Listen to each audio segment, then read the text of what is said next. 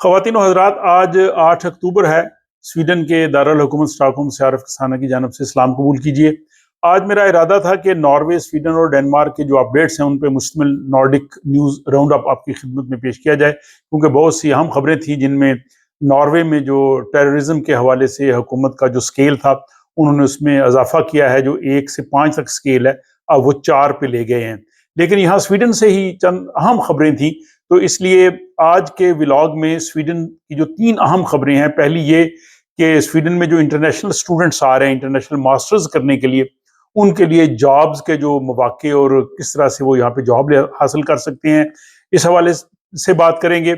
दूसरा, स्वीडन में cousin marriages पर पाबंदी की सिफारशात की गई हैं, उसकी तफसील मौजूद है। और तीसरा, जो स्वीडन का माइग्रेशन बोर्ड है वो नेशनलिटी देने के लिए कौन से सख्त ज़ाब्ते या तरीकाकार जो है वो अपना रहा है। तो ये 3 अमूर पे आज के इस व्लॉग में बात करेंगे। कबल इससे कि आज के मौज़ूआत की तरफ चलें,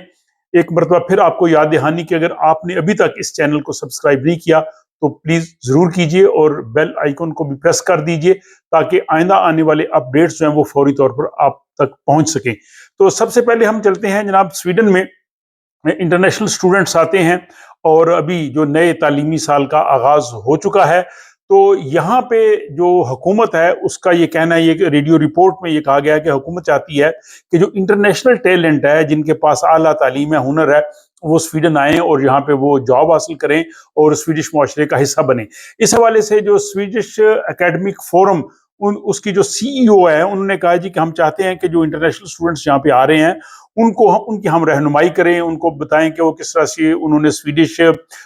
स्टाइल से अपना जो है वो सीवी लिखना है, किस तरह से अपना उन्होंने जो अगर कोई जॉब की अनाउंस आती है किस तरह से अपनी उन्होंने दरख्वास्त लिखनी है स्वीडिश ज़ुबान के हवाले से, स्वीडन के कल्चर के हवाले से, यहाँ की जो वर्किंग लाइफ है इसके हवाले से हम उन सबको एजुकेट करना चाहते हैं और हम चाहते हैं कि वो स्टूडेंट्स जो हैं वो यहाँ पे रहें। उन्होंने कहा जी कि बहुत से इंटरनेशनल स्टूडेंट्स आते हैं स्वीडन में, लेकिन कई वजूहात की बिना पे वो स्वीडन में क़याम नहीं करते, लेकिन हमारी ख्वाहिश है कि वो यहाँ पे क़याम करें। और इस हवाले से उन्होंने एक स्पेशल प्रोग्राम भी शुरू किया है। उनका कहना यह है कि स्टॉकहोम में तकरीबन 11,000 इंटरनेशनल स्टूडेंट्स जो हैं वो तालीम हासिल कर रहे हैं और उनमें से 250 जो स्टूडेंट्स हैं उन्होंने अप्लाई किया है। उनके पास जो वो एजुकेशन दे रहे हैं या कोर्स करवा रहे हैं स्टॉकहोम एकेडमिक फोरम के तहत, उसमें जनाब वो उनको सारी जो मालूमात देंगे। तो ये उनकी जो है वो वेबसाइट है, उसका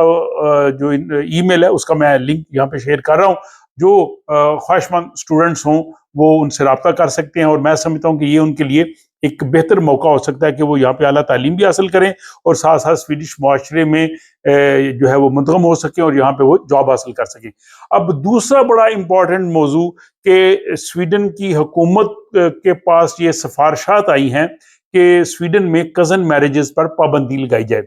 इसका पस मंज़र ये है कि जब से ये हुकूमत बनी है और इसमें जो हुकूमत की सपोर्टिव जमात है, इत्तेहादी जमात है, स्वीडिश डेमोक्रेट एसडी, इन्होंने ये हुकूमत को कहा था कि स्वीडन में कज़न मैरिजेस पर पाबंदी लगाई जाए। उसकी वजह वो ये कहते हैं कि कज़न मैरिजेस की वजह से बहुत सी लड़कियों को और ख़वातीन को जो है वो दबाव का सामना करना पड़ता है। उनको ख़ानदान वालों की मर्जी के मुताबिक और अपनी ख्वाहिश के बरक्स अपने कज़न्स के साथ शादी जो है वो करना पड़ती है। तो हम ये चाहते हैं कि ये सिलसिला बंद हो और इसमें बहुत से गैरत के नाम पे उन्होंने कहा जी के कत्ल भी हुए हैं। इस सारे पसे मंज़र में हुकूमत ने एसडी के साथ मिल के इस पे इत्तफाक किया और फिर सितंबर 2023 में एक इंक्वायरी कमेटी बिठाई और इंक्वायरी कमेटी को कहा कि वो अपनी सिफारिशात जो हैं वो मुरतब करे कि ये होनी चाहिए या नहीं होना चाहिए। आज 8 अक्टूबर को जो स्पेशल इन्वेस्टिगेटर थी उस इंक्वायरी कमेटी की, अन क्रिस्तिन क्यूलर, उन्होंने स्वीडन के जो वजीर इंसाफ है गुन्नर स्टोमर, उनको ये रिपोर्ट पेश की है और इस रिपोर्ट में उन्होंने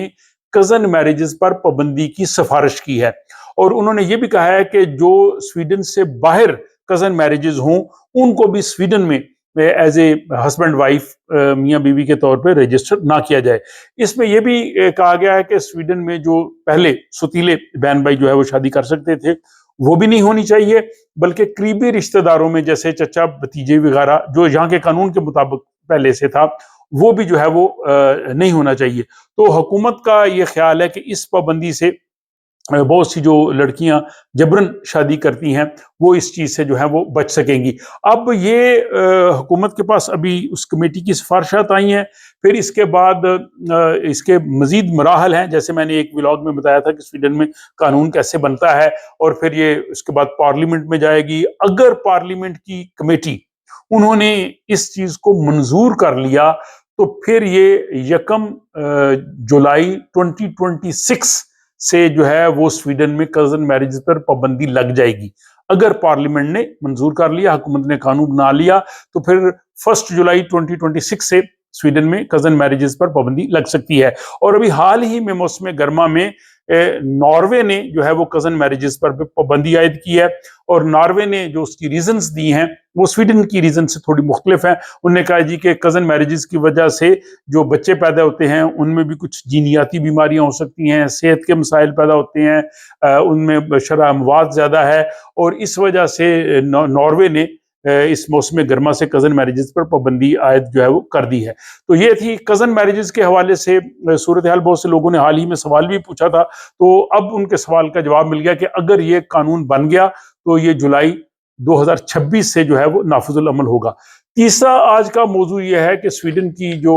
حکومت ہے، اس کا جو مائیگریشن بورڈ ہے، اس کی جو ایک ڈائریکٹر جنرل ہے، انہوں نے آج ایک پریس ریلیز جاری کی ہے، اور ان کا نام ہے ماریا مندہامر۔ انہوں نے یہ کہا ہے کہ سویڈن کی نیشنلٹی دیتے وقت حکومت کی گائیڈ لائنز کے مطابق سٹرکٹ کنٹرول کیا جائے گا۔ اس حوالے سے سویڈن کی جو خفیہ پولیس ہے سیپو، اس سے بھی انفارمیشن لی جائے گی۔ انہوں نے کہا جی کہ فیصلہ کرنے سے قبل کافی سوچ بچار کیا جائے گا، اور اس میں وقت بھی لگ سکتا ہے۔ انہوں نے کہا جی چونکہ ایک دفعہ جب فیصلہ ہو جاتا ہے نیشنلٹی کا تو پھر اس کو واپس لینا مشکل ہے، تو اس لیے ہم چاہتے ہیں کہ فیصلہ کرتے وقت تمام چیزوں کا جو ہے اچھی طرح سے جائزہ لے لیا جائے، اور اگر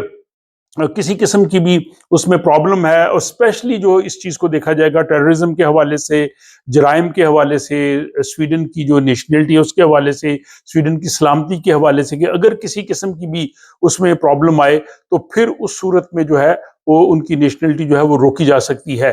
اس حوالے سے حکومت نے 2024 میں مائیگریشن بورڈ کو یہ ٹاسک دیا تھا کہ وہ سویڈن کی نیشنلٹی کے حوالے سے جو ہے وہ جائزہ لے، اور اس حوالے سے جو ہے وہ